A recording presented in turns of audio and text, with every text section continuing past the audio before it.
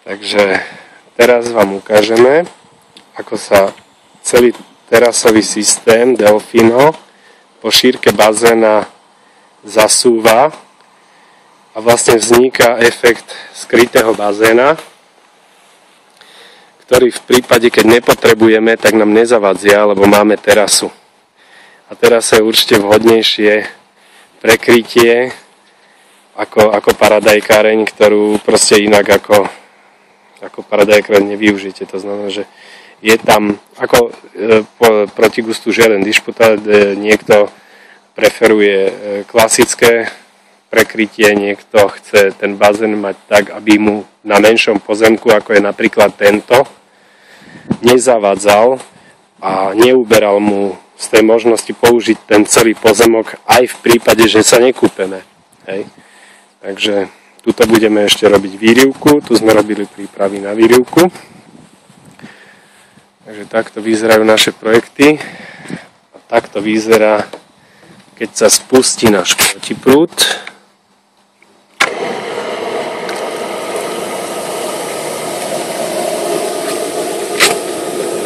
To je len jedno čerpadlo a teraz druhé čerpadlo.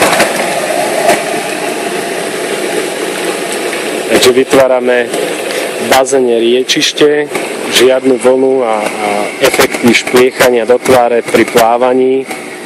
Naozaj si výdatne zaplaví aj profesionálny plavec a nemôžete povedať, že ten protiprúd je slabý, lebo naozaj ten vieme tak naštelovať, že neexistuje, že nezaplavete si šprint v bazéne alebo podobne.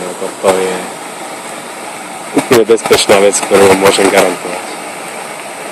Okrem toho, ten protiprúd v radách Kompas Ceramic Plus, bazénov, ktoré majú príponu XL, tieto telesa majú takúto veľkú lavicu. V okolí tejto lavice zvykneme osadzať aj hydromasážne funkcie. A ak nie sú, tak tento protiprúd je vlastne zároveň aj takou mega hydromasážou. Dá sa tam sadnúť a chytiť sa za krajnicu. No a pekne sa vymasírovať. Okolo bazéna robíme skryté diodové osvetlenie, ktoré je neviditeľné, je inštalované zo spodnej hrany bazéna. Nasvietenie bazéna vlastne vytvára efekt plnofarebného telesa, ktoré sa dá prepínať iPodovým systémom, to znamená takým krúžkovým takým ovládačom na diaľkové ovládanie.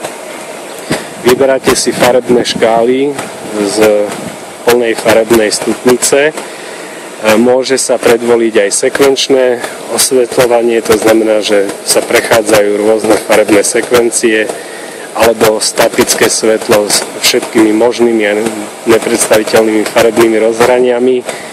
Počnúť samozrejme štandardným bielým svetlom až po, tmavo-modré, fialové, zelené, oranžové, žlté, proste všetky farby svetla, ktoré existujú.